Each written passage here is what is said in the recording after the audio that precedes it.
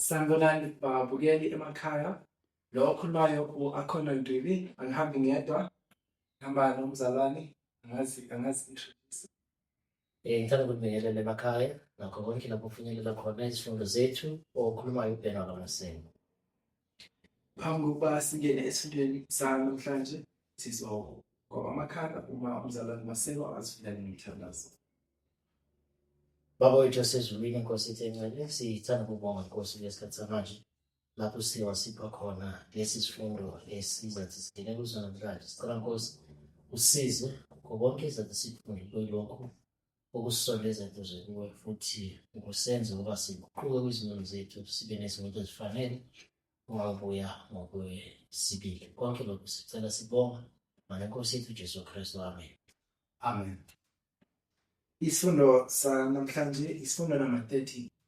Isihloko sithi okwamukela isivuno semiphefumulo. Ivesi lekhanda litholakala ku Luka 14 verse 23. Ifundeka kanje. Uma uye ezindleleni nasezintangeni ubacindezele bangene uma igcwala. I-Morse Prophet or introduction ngothala ku-Acts of the Apostles page 108. Wonke umuntu owamukele ivangeli unikezwa iqiniso elingcwele ukuba abelane ngalo emhlabeni. Abantu bakaNkulunkulu abathembekile ngezikhathi zonke bangabahambisi evangeli ngamandla. Amen.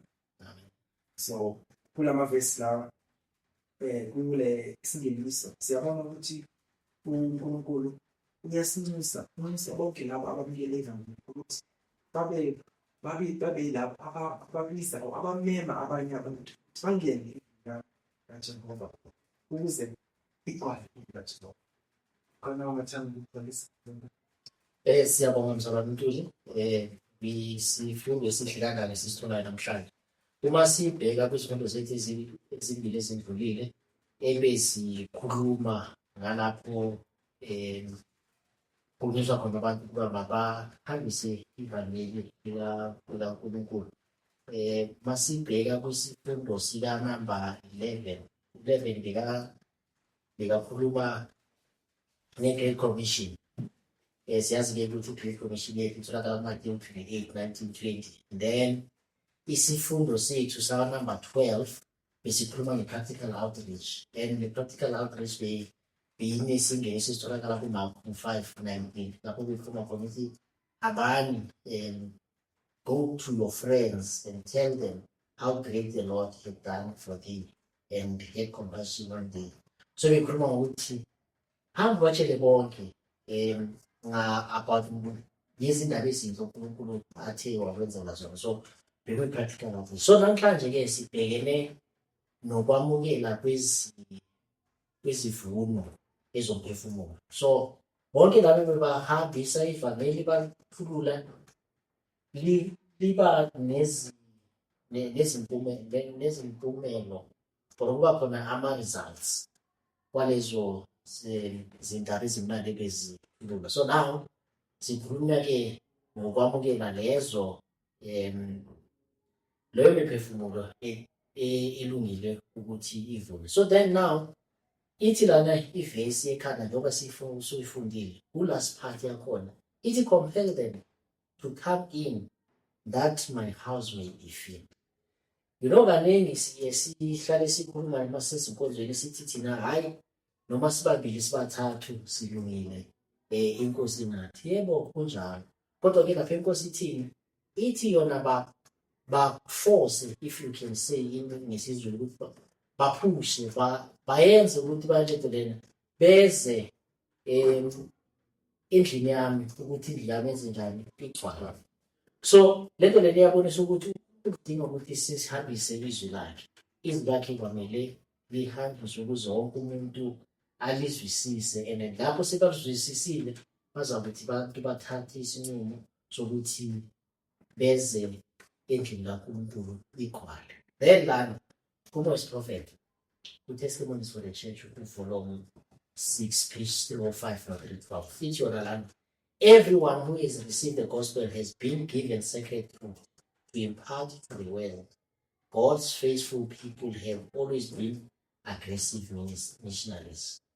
Sonke othe wathola isigijimi sevangeli unikezwe iqiniso elihle. Ithi lana ngesizulu uma siyibheka ngesizulu ithi yona wonke umuntu owamukela ivangeli unikezwa iqiniso elingcwele ukuba abelane ngalo emhlabeni.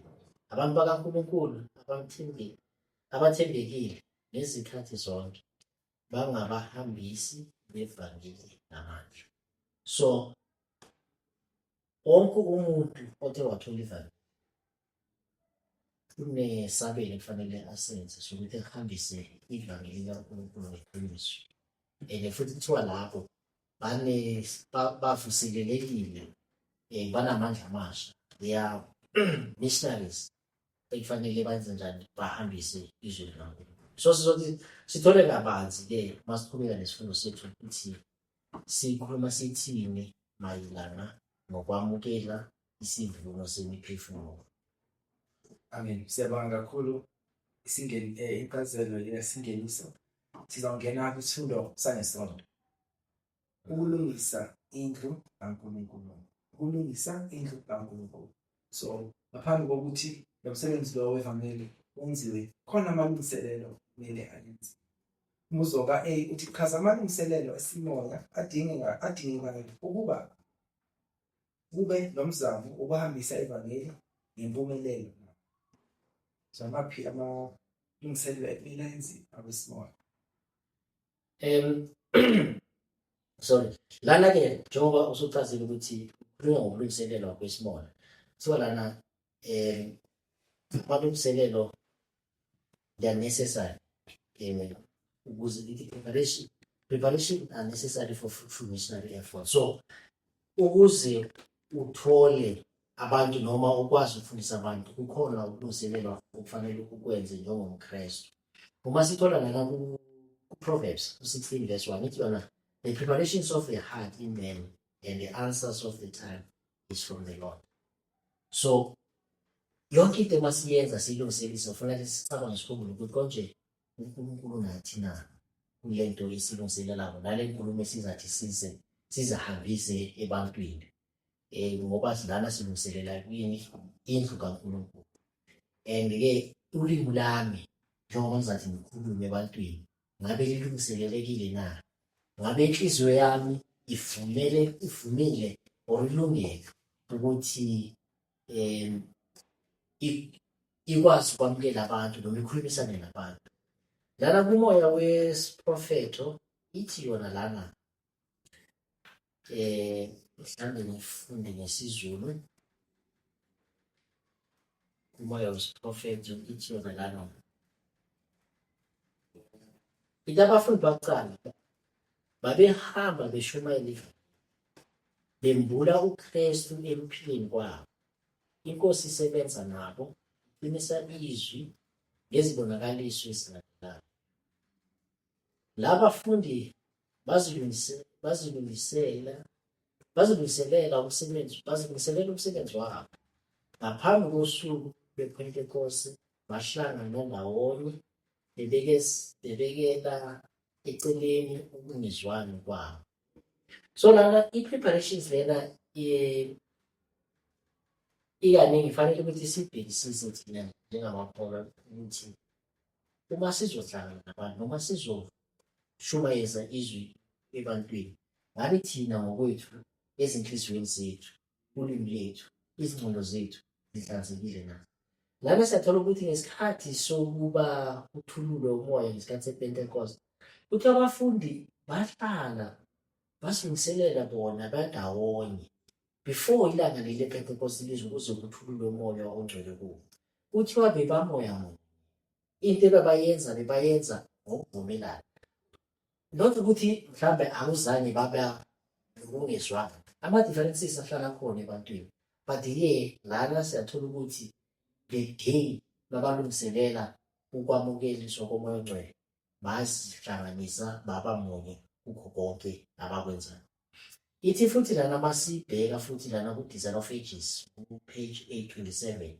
Ithi the gospel was to be carried to the uttermost parts of the earth, and they claim the endowment of power that Christ had promised. You know lana ithi masiphendula kula mazwi lana athi yona chaza preparation eyayenziwa. So lana iphinde futhi isinikeza ukuthi ngesikhathi bahlezi bakule bamunye, then they were given the power or banikezwa amandla ukuthi bakwazi ukuthi bashumayele izwi umhlaba wonke. La mazwi bathenjiswa uKristu ukubona ukuthi uzathi abanikeze ifenze njani bahlangana nabo. Amen. So siyabona lana ukuthi umalungiselelo esimoya kungaba ukuthi njengoba sokuchazile ukuthi baye bahlangana ndawonye babamunye babekela ama-differences eceleni. Sizongena kwisifundo ngoMsombuluko. Ukulungiselela uma sesilungisile sesimzile amalungiselelo esimoya, kukhona okunye amanye amalungiselelo ekumele siwenze. Uzofunda ukubuzo kabili ukuthi chaza ukugula kwesimoya lokho ibandla okumele likuqonde ngokuphelele ngaphambi kokuba iningi labasha abaguqukayo lingangena ezikhungweni ngokuphephile. So lana into esibhekana nayo njengezinkonzo sizoyiletha ku-practicality eyenzekala ezinkonzweni zethu. Kaningi siye nabantu abasha abazivakashela kwezinkonzweni, but siyaye sisibuze futhi ukuthi kungani nabantu abasha bangahlali enkonzweni. Kungoba singabaphathi ngendlela. Kukhona izinto eziningi kufanele sizilungisise thina esimoyeni sethu ngaphambi kokuthi silethe abantu enkonzweni. Inkonzo zethu kwamele izihlale sisengokwazo, sibe nobuntu, sibe nokwazi ukwamukela abantu, zikwazi ukuthi uma kunesivakashi isivakashi siphathwa kanjani. Practically uma kufika umuntu lana enkonzweni kaningi siyaye lo muntu lona mhlawumbe uzonaka umuntu oyi-1, then unawalo muntu ezinayo, but the rest of us asinankinga, sibheki, asenzi lutho ukuthi simenze afile asekhaya. So izinto ekufanele sizibheke lezo ukuthi azenzakali ezinkonzweni zethu. Ngoba uma senza kanjalo singabanaki abantu esibalethe enkonzweni, then bazakwenza ukuthi benze njani, baphile bahambe. Abantu abaceda ukubhabhatiswa yithi futhi thina amalunga amadala besikhona esibahluphayo ekukholweni ngezindlela esikhuluma ngayo, ngezindlela esibaphatha ngayo. Asibaphathi njengabantu abasha abasekayo ekukholweni, sibaphatha as if like sekudala bakhona la enkonzweni and futhi bayawazi nama-politics esiba nawo. So kwamele sibheke indlela esiphatha ngayo abavakashi bethu, esiphatha ngayo abantu abasha bethu abaceda ukufika. Masifunde lana kuLuka 21 verse 34. Ithi yona, and take heed to yourselves, lest at any time your hearts be overcharged with worldly excess and drunkenness and cares of this life, and so that they come upon you unexpectedly. So siyatshelwa lana ukuthi masiqapheleni ukuthi masingabheki inhliziyo zethu igcine zibe zibonakala as if like sithatheke senze as if like we are singabantu abangcwele. Ithi singahle uma sizibheka sibona ngathi simile senze njani siwe. So ithi lana masibheke siqaphele ukuthi singatholakali nathi siba yilaba abaphuzayo ilanga lokuza kweNkosi lisithole singalungiselanga. So masibe ready. Ngathanda futhi nokufunda Matthew 25 verses 42 to 45. Ithi ngokuba ngilambile angiphanga ukudla, ngangomile angizisanga, ngangimfokazi angingelisanga, ngihambaze angingibathisanga, ngigula ngisetilongweni angingihambelanga. Amen. So lana eminye ezinye izinto ekumele sizi-overcome ukuthi before abasha bangena ebandleni, isivuno lesi singena ebandleni, kumele ibandla lenze izenzo zomusa nokubonisa uthando kwabanye abantu. So ngaphambi kokuthi lezi mpawu lezi zibonakale, sihambele abagulayo, sihambele abafokazi abangenayo impahla, sibanikeze yonke lezi zenzo lezi zomusa ngaphambi kokuthi ukholo lwethu lube nezenzo, then isivuno lesi angeke silungele ukuthi singenza labantu. So njengoba sochazile ukuthi ukunaka abantu, ukukhuluma kahle ngabantu, enye yezimpawu, izinto ezingenza ukuthi abantu bahlale bathole uthando, babone uthando lukaKristu ukuthi bese bakhuthazeke ukuthi bangenza inkonzo. Amen. And futhi ukulungiselela isivuno kubonakala ngezinto esizenzayo. Njengoba siyifundile lana Matthew ukuthi kuningi izinto esifanele sizenze noma sibonakale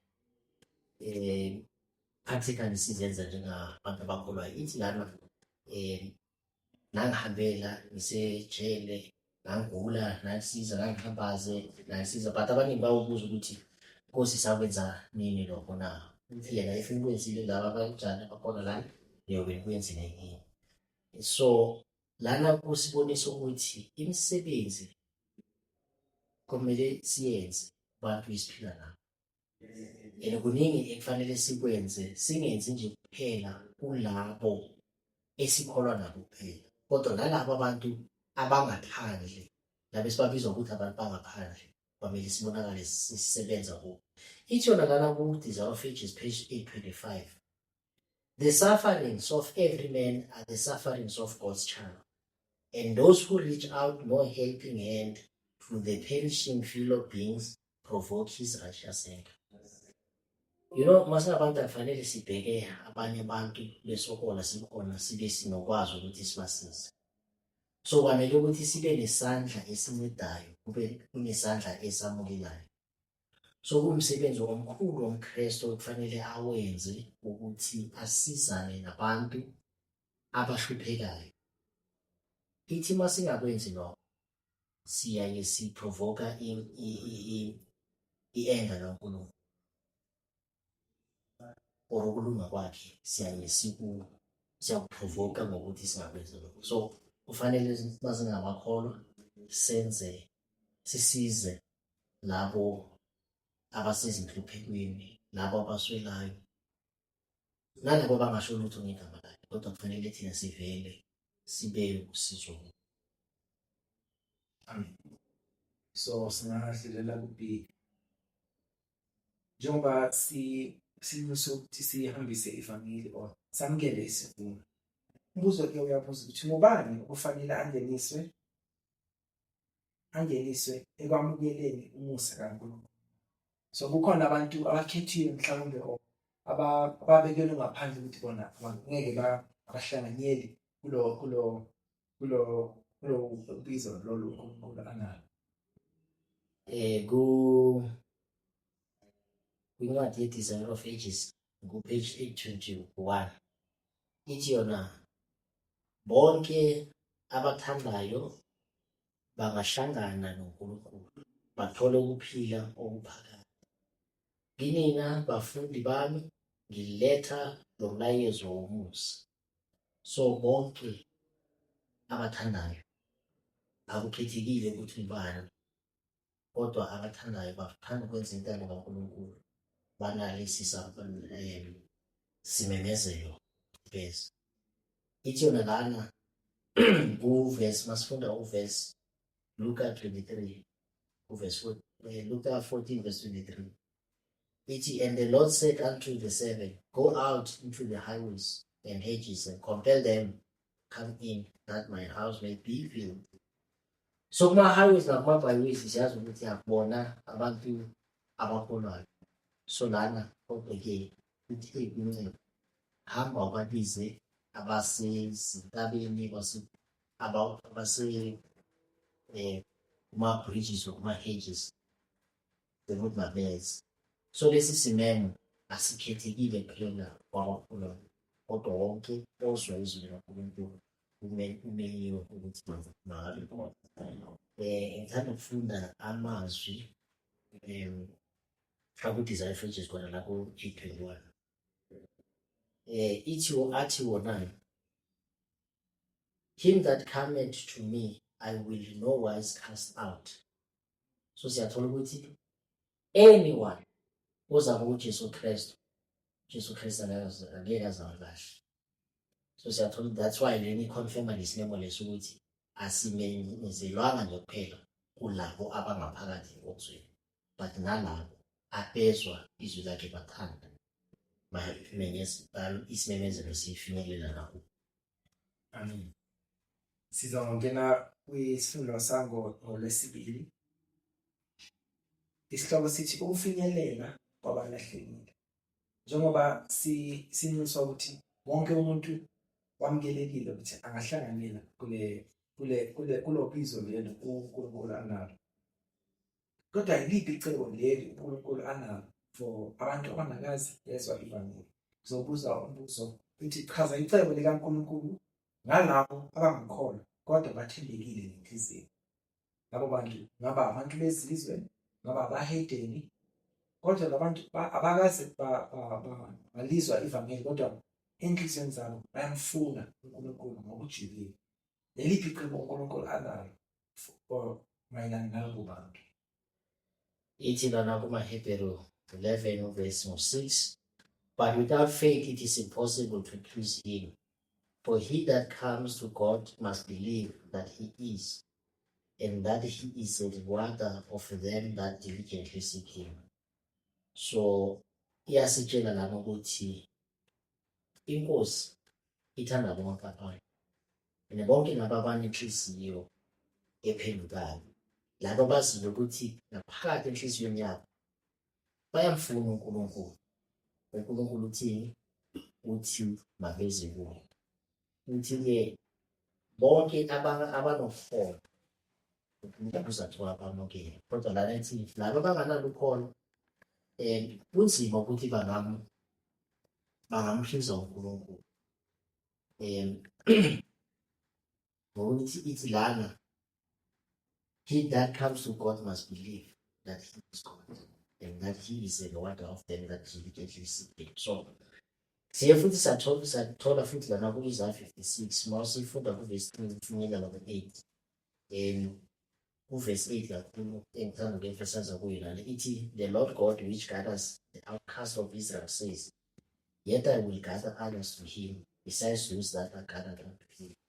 So inkosi ayibhekile ukuthi ngoba lona kuye wazibonakalisa ngomhedi, uyezibonakalisa atheist, uyezibonakalisa enganaki, engasho lutho ngegama kaNkulunkulu, kodwa if ukukholwa kuye wafinyelela kuye lo muntu lona wakholwa, inkosi ithi ngenza njani? Ungababuthelela kimi beze endlini yami.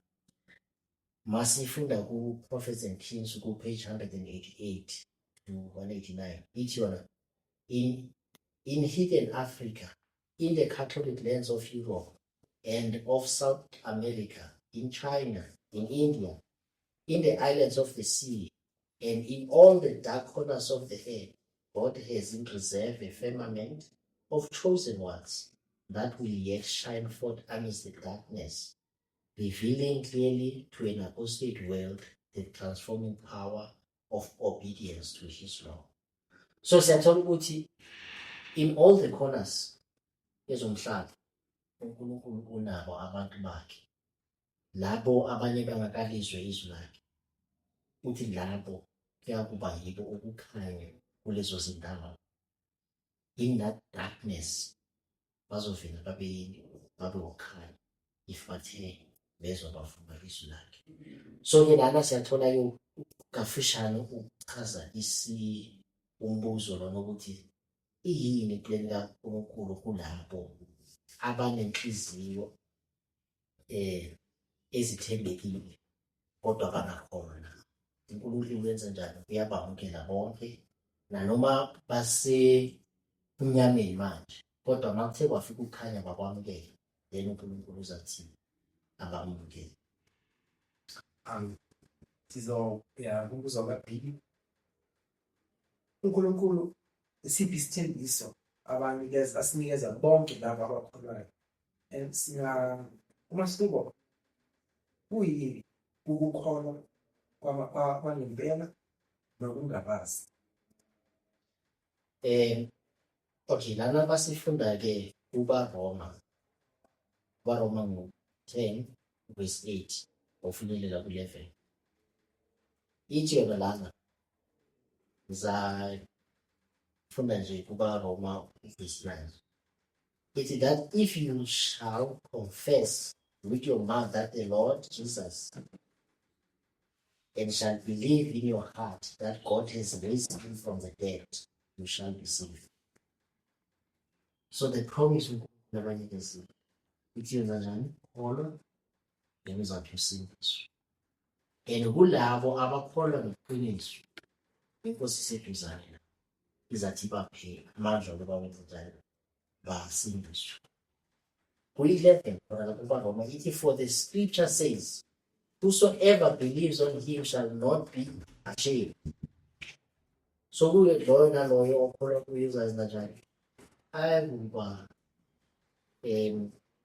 ashamed, but uzakwamukeliswa umqondo. So-ke ithi njani lana futhi masibheka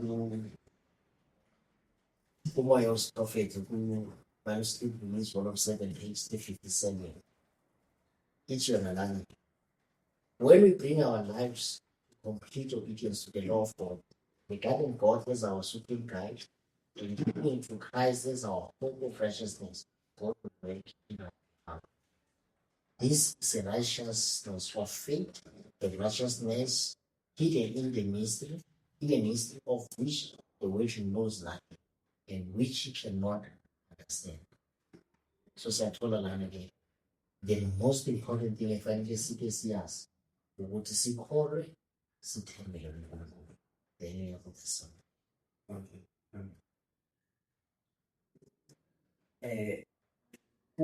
sesondela umbuzo wami wesithathu.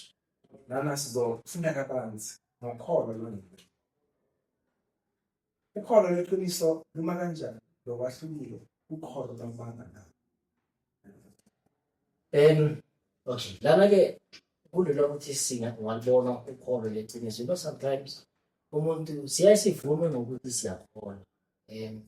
If bangibuza, I mean, ungabuza noma umuphi umuntu oya enkonzweni, uyakholwa na? Yini uyakholwa? That's why abanye abazalwane bayanaleta ukuthi vele ukholwe then uyakusindiswa. Yiyo into ababhilivela kuyo. But ithi yona lana masibheka kuJakobe verse 19. Ithi yona even no devil uyakholwa. If you believe that there is one God, you do well. The devils also believe and tremble. You know, they believe with God and they also do what? They tremble, they're afraid. So just the mere belief nje kuphela angeke izisise ngabantu. So kufanele kubonakala ukuthi ukholo lwakho luqinisekile kangakanani. Sibona ngani? Ngomsebenzi. So kuthiwa ukholo elinganamsebenzi sigcwalisa lana ngemazwi atholakala ku-selected messages volume 4 page 20. Ithi lona, genuine faith always works by love.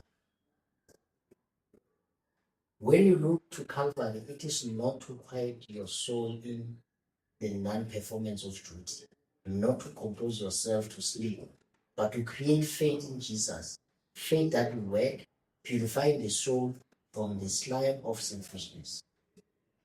Akufanele sithi siyakholwa nje kuphela then kuphelele lapho. Kuthi uma ukholwa nje kuphelele. If you believe, then you are saved. That's what ezinye izinkonzo ezishumayelayo zikhuluma kanjalo zithi uma ukholwa nje kuphela kuphelela isekho enye into yenza.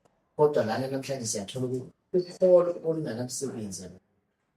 So kuthiwa ukholo beqiniso libonakala ngothando. Noma nothando uzokwenza umsebenzi kaNkulunkulu. Ithi yona la mathubeka, every man has corrupt and sinful habits that must be overcome by vigorous warfare. Every soul is required to fight the fight of faith. If one is a follower of Christ, he cannot be sharp in deal. He cannot be hard-hearted, devoid of sympathy. Those are the characteristics ekufanele sizibheke emntwini othini ngiyakhona. Lo muntu lona fanele abonakale ngomsebenzi, abonakale ngendlela aziphethe ngakhona, nenhliziyo anayo inhliziyo enhle, wenza umsebenzi kaNkulunkulu, uthanda abantu, uvela lo muntu uyakhona. Amen. So lana siyathola ukuthi ngempela ukuthi ukholo olweqiniso kuyamguqula iholela ezenzweni. Siyabona ukuthi akusiyizenzo kuphela kodwa ulalela uthando nazo izenzo lezi ezinhle. Enye indlela yomuntu esingayisebenzisa ebonisayo ukuthi sesiyakhona. So umbuzo lawo uyabuza chaza ukubaluleka kwangempela kwamampela kwalokhu kuchaza ukuthi yini umbhabhatiso. Umbhabhatiso yini? Ngithanda ukuphendula first lo mbuzo lona ngomoya prophet ufunakala kweTestimonies for the Church volume 6 page 91. Ithi uKristu wenza ukubhabhathisa njengophawu lokungena embusweni wakhe wesimo. Wenze lokhu njengesimo esiqinisekile leso bonke kufanele bavume ukuthi ubani ozothulisa ngaphansi kwegunya likaBaba, iNdodana noMoya oNgcwele. Phambi komuntu ungathola ikhaya ebandleni ngaphambi kokuba bafinyelele emnyango wombuso isimoya noNkulunkulu, kufanele amukele ukungezela kwegama elingcwele, inkosi ingukulunga kwethu. So la yebo kufanele sizwisise ukuthi ngabe kuyini ukubaluleka ukubhabhatisa kwelanga. Shuthi uJohn from uMark 1:4, uJohn akabhabhatisa ashumayela umbhabhatiso njengokususwa kwezono. So umbhabhatiso uletha kwi-public confession yokuthi manje wenzenjani, usuthethile lezo zalo. Ubulala umuntu omdala, uvuka bani umuntu omusha. So kungakho-ke kuthiwa lana u-1 Peter 3:21 uthi the light figure unto which even baptism does also now save us, not the putting away of the filth of the flesh, but the answer of a good conscience toward God by the resurrection of Jesus. So lana uyayicikisa lana ngokuthi umbhabhatiso is not only the removal of the filth of lo muntu, but also the conscience yethu yokuvuka uNkulunkulu nokuvuka kukaJesu Kristu. So sifa singabantu omdala sivuswe sesivuka kuJesu Kristu. So that's the significance yombhabhatiso sethu. So lana siyathola ngempela ukuthi umbhabhatiso yilo phawu ukubonisa ukuthi umuntu seyangenile umbuso besimoya kaNkulunkulu. Futhi ubonisa futhi ukufa njengoba umzalwane ashilo nako baba 6:14 ukufa esonweni nokuvuswa uKristu. Nokuthi umuntu sikavuma ukuthi sekazophila phambili ngaphansi kwamandla kaKristu. Sizoqhubeka ngifunda kabanzi ngombhabhatiso. Ngokungena isifundo sami ngolwesine, ukuvula isivuno semiphefumulo. Ngaphambi kokuba umuntu abhabhatise, umbuzo ukuthi kuyini okufanele kubonakale ekuphileni ngokholwayo ngaphambi kokuba abhabhatiswe. Iziphi izimpawu ekumele zibonakale ukuthi umuntu makathi sikalungele? Okay, so lana ithi yona lana kuzenzo 2:8. Then Peter said unto them, and be baptized every one of you in the name of Jesus Christ for the remission of sins, and all of you shall receive the gift of the Holy Spirit. So loyo ovumayo ukuthi uJesu Kristu ungumsindisi wakhe kwamele abhabhatiswe ukuze izono zakhe zisuswe. So lapho-ke uletha manje umuntu omusha okwamele kubonakale manje ngezimpawu zakhe nangokwenza kwakhe ukuthi sekumuntu njani otshintshile ongasahambi ngendlela yakudala.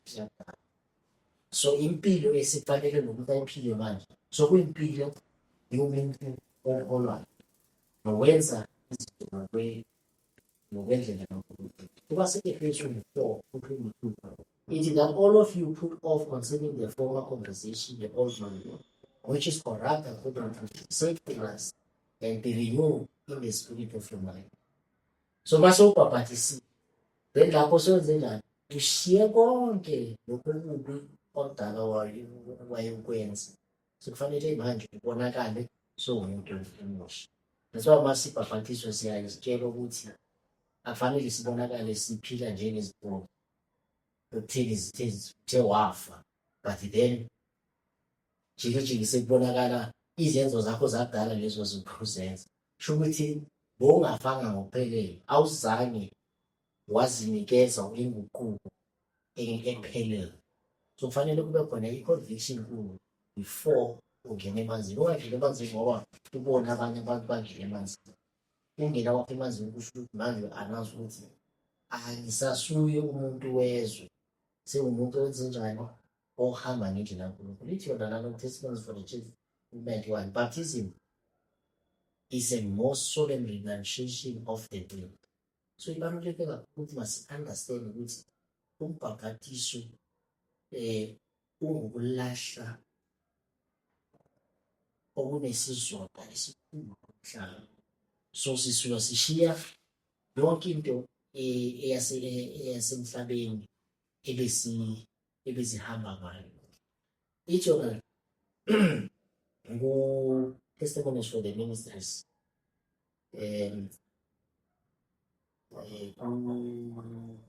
Testimony to Minister and Gospel Workers page 108 ithi lapho amalunga ombhabhatiso enikeza ubufakazi bokuthi azwisisa ngokuphelele isimo sabo kufanele bamukele. So once labo bantu laba babonakala ukuthi ngempela manje sebaguqukile bazilahlile izinto zabo zomhlaba sebalungile bafundisiwe izifundo bazizwisisa then kwamele bamukelwe enkonzweni babhabhatiswe futhi ngokunjalo. Yeah. So la siyabona ukuthi lezi mpawu lezi kumele zibonakale umuntu osekazi ubhabhatiswa ukuthi ngempela uguqukile futhi uyakholwa ngempela sekayishile lempilo bona emva siyakuthi sekhona isithembiso manje esithenjiswa kulabo abakholwa ngempela. Umbuzo uyabuza ukuthi isiphi isithembiso esinikezwa abakholwa ngempela futhi ngasiphi isimo na? Lana-ke kunesithembiso uJesu Kristu athe wasinikeza kulabo abakholwayo. Uma sifunda kuMateyu 1:21 uthi yena and she shall bring forth a son, and you shall call his name Jesus, for he shall save his people from their sins. So uJesu Kristu wanikezwa ukuthi azosindisa abantu ezonweni zabo. Matthew 24:13 but he that shall endure unto the end, the same shall be saved. So kulona obekezelela kuze kufinyelele ekupheleni uzathenze njani asindiswe.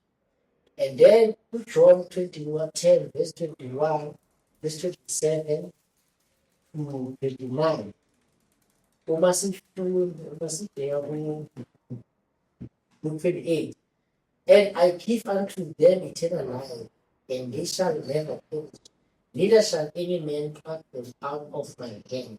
So kulabo abakholwayo uJesu Kristu uthi banikeze isandla sakhe ukuze babambelele kuso yena babambe isandla sakhe kungabikho muntu ongahle abahluthi kuwo. So konke lokhu kusinikeza isithembiso uJesu Kristu asinikeza zona kulabo abakholwa ngokuqinisekileyo ukuthi ngeke bakwazi ngeke baphinde bahlupheke kodwa bayakuthini bakusindiswe icondition noma umbani icondition icondition ebekiwe ngoba imigomo ebekiwe or imibandela ebekiwe ithi yona lana ukuze bafumane lena nsindiso kwamele benze njani baphenduke bakholelwe uJesu Kristu. Athemba zokusasa in Daughters of God to page 351. The enemy can never take out of the hand of Christ the one who is simply trusting in him. So even if uSatan uzama ngendlela etheni ayayikwazi ukuthi abafithi abathathe esandleni sikaKristu laba batheni abakholelwa noma bavuma imithetho kaNkulunkulu. So ke yikho lokho esitholayo lana ukuthi uNkosi uJesu Kristu usinikezile izithembiso zayo nama-conditions wakhe ukuthi masikholwe. Amen. Siyabonga sesifike emaphethini esifundo sethu. Namhlanje sifundile ngamalungiselelo lawo njengoba izifundo ezidlulile bavile adlulile sesafuna nomsebenzi lo onikezwe ibandla unikeza wonke amalungu ebandla ukuthi awenze ukuthi ahambise or abelane nevangeli.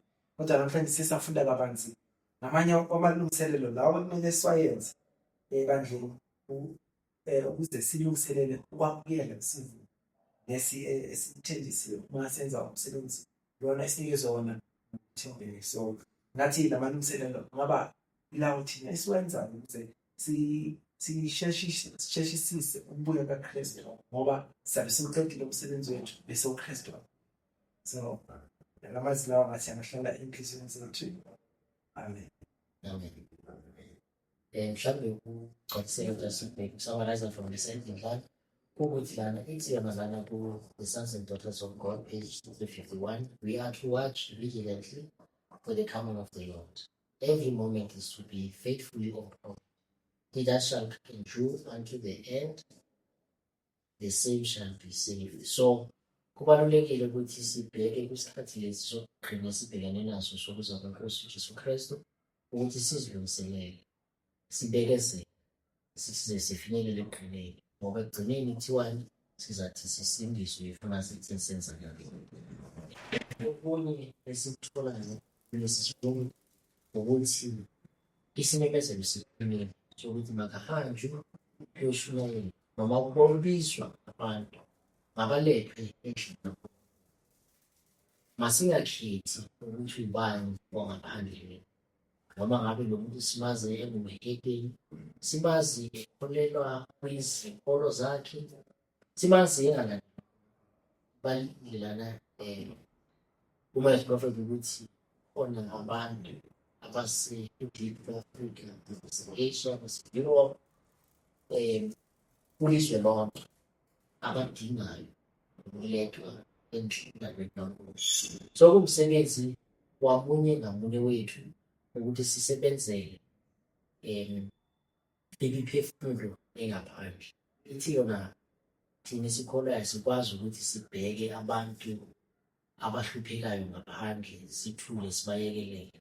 So umsebenzi wethu kufanele sisikhathaze masiyenze lento lena ngamunye wethu ukuthi masibona izinto ezinjani abantu bahlupheka abantu bangasho ukuthi negama laNkulunkulu usikhathaze ukuthi sizame ukubasindisa kwisimo ebabhekane naso. Nkosi lingathi ngabusiswa afunda ngesibaya. Amen. Manje sizogoba amakhanda futhi mangibala ngomthandazo.